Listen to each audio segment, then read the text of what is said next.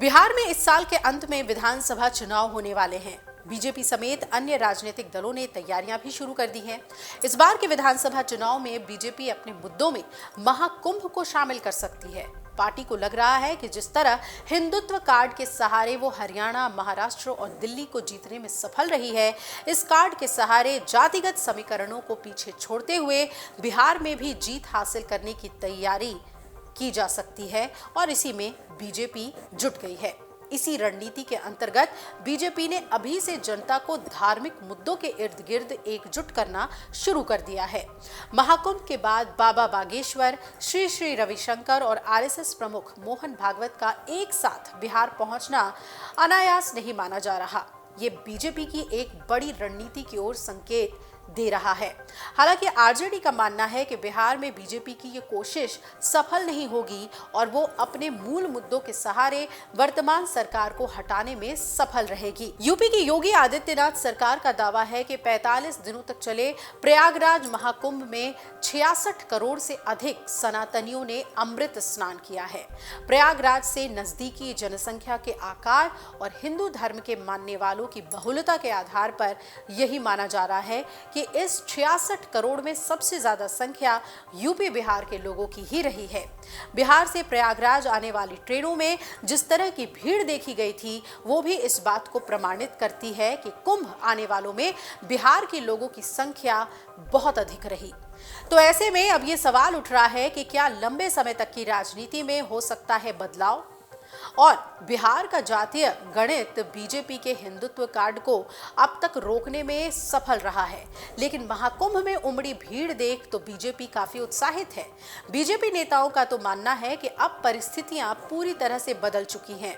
अब लालू यादव और रामविलास पासवान जैसे करिश्माई नेता विपक्ष के पास नहीं हैं और राष्ट्रीय अंतर्राष्ट्रीय परिस्थितियों को देखते हुए बिहारी जनता का मानस भी बहुत हद तक बदला है। बीजेपी का यह भी मानना है कि हिंदुत्व का कार्ड उसे केवल इस चुनाव में ही सफलता नहीं दिलाएगा, बल्कि ये बिहार के राजनीतिक समीकरणों में लंबे समय तक के लिए परिवर्तन करने में सफल होगा। बीजेपी इसी फॉर्मूले पर आगे बढ़ती दिखाई दे रही है। आरएसएस प्रमुख मोहन भागवत ने जिस तरह बिहार में एक नई राजनीति के उदय होने की बात कही है, श्री श्री रविशंकर ने जिस तरह बिहार को विकास के रास्ते पर आगे बढ़ने की बात कही और बाबा बागेश्वर ने जिस तरह हिंदुओं को एकजुट करने का शंखनाद फूंका है, ये सारे तथ्य बीजेपी के राजनीतिक गणित को आगे बढ़ाते हुए दिखाई देते हैं। महाकुंभ से जनता के मन में उपजा सनातन प्रेम कमजोर न पड़ने पाए, इसके लिए आने वाले समय में बिहार में बाबा बागेश्वर जैसे धार्मिक गुरुओं की भूमिका ज्यादा सक्रिय रह सकती है और इसकी शुरुआत अभी से दिख रही है। वहीं दूसरी तरफ कांग्रेस नेता राहुल गांधी लगातार जातिगत जनगणना और आरक्षण की सीमा बढ़ाने की बात करते रहे हैं। बिहार में उनकी ये मांग ज्यादा प्रखर हो सकती है। तेजस्वी यादव भी इससे ताल मिलाते हुए ही दिखाई देंगे। वहीं प्रधानमंत्री नरेंद्र मोदी हमेशा ये बात कहते रहते हैं कि सनातनियों को जातियों में बांटकर उन्हें कमजोर करने का काम किया जाता रहा है। बिहार में इन दोनों धाराओं का स्पष्ट टकराव देखने को मिल सकता है। लेकिन अगर बीजेपी हिंदुत्व के सहारे जनता को साधने में सफल रही तो ये बिहार की राजनीति में बड़े बदलाव का संकेत हो सकता है।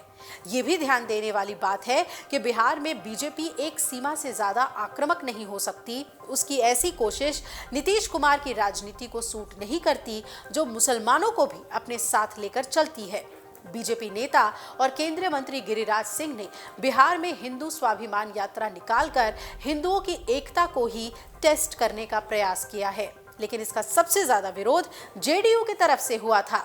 बीजेपी और जेडीयू की राजनीतिक जमीन का ये अंतर हाल ही में औरंगजेब विवाद में भी दिखाई दिया था, जब अबू आजमी के औरंगजेब के महिमा मंडन करने पर बीजेपी नेता उसके पीछे पड़ गए थे, वहीं जेडीयू के विधायक ने उनका बचाव किया था। अगर बीजेपी बिहार में हिंदुत्व कार्ड पर ज्यादा आक्रामक होती है तो टकराव जेडीयू के साथ बढ़ सकता है।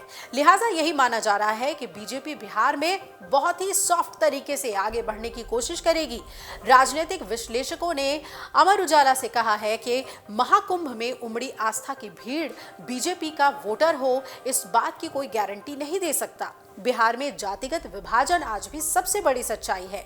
कुंभ में स्नान करना अलग बात है, लेकिन चुनाव में जब स्थानीय मुद्दे और प्रत्याशियों की भूमिका सामने आएगी, तब जनता की प्राथमिकताएं बदल सकती हैं और उस परिस्थिति में राजद एक बार फिर बड़ी राजनीतिक ताकत के रूप में दिखाई देगी। लेकिन ये बात भी सही है कि बीजेपी के पास हिंदुत्व और सनातन का कार्ड ही इकलौता हथियार है जिसके सहारे वो बिहार के जातिगत गणित को कमजोर करने की कोशिश कर सकती है। बाबा बागेश्वर सहित सभी हिंदू संत जिस तरह पूरे सनातनी समुदाय को एकजुट करने की कोशिश कर रहे हैं, उससे बीजेपी को लाभ मिल सकता है। बाबा बागेश्वर और श्री श्री रविशंकर की अपील महाकुंभ से उपजी भावनाओं को कमजोर ना होने देने का प्रयास हो सकती है। बीजेपी प्रवक्ता जयराम विप्लव ने अमर उजाला से कहा कि विकास और सांस्कृतिक राष्ट्रवाद हमेशा से उनकी पार्टी की राजनीति का मूल मंत्र रहा है।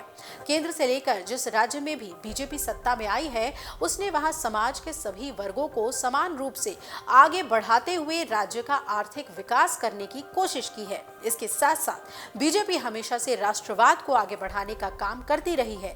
उन्होंने ये भी कहा कि आज भी बिहार में यही काम हो रहा है और 2025 में नीतीश कुमार के नेतृत्व में जीत हासिल करने के बाद भी यही काम होगा। वहीं राष्ट्रीय जनता दल नेता डॉक्टर नवल किशोर ने कहा कि बीजेपी मूल मुद्दों से लोगों का ध्यान भटकाने के लिए हमेशा से धार्मिक कार्ड का इस्तेमाल करती रही है।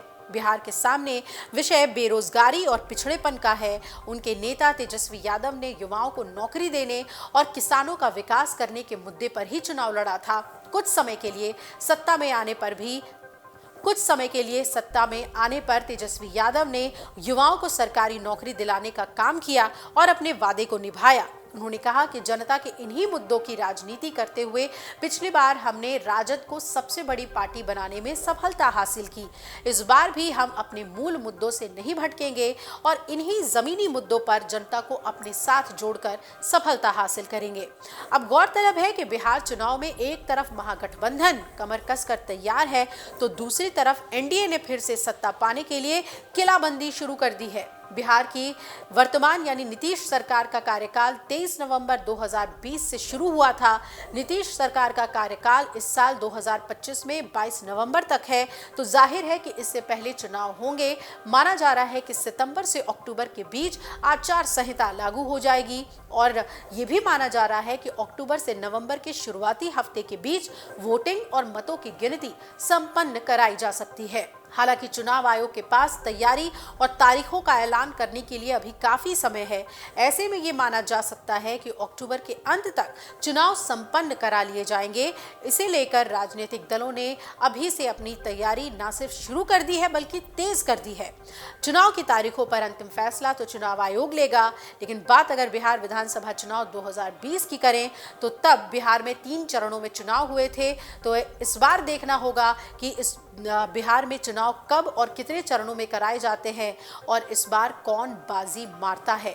और बीजेपी जो महाकुंभ को एक सबसे बड़ा अपना चुनावी हथियार बनाने की तैयारी में है, क्या वो उसमें सफल होती है और जीत हासिल करती है, ये देखना बहुत ही महत्वपूर्ण होगा। अगर आप ये वीडियो YouTube पर देख रहे हैं तो हमारे चैनल को सब्सक्राइब कर बेल आइकन दबाएं और Facebook पर देख रहे हैं तो हमारे पेज को लाइक करें। 8 मिलियन प्लस सब्सक्राइबर, आपके इस भरोसे के लिए बहुत धन्यवाद।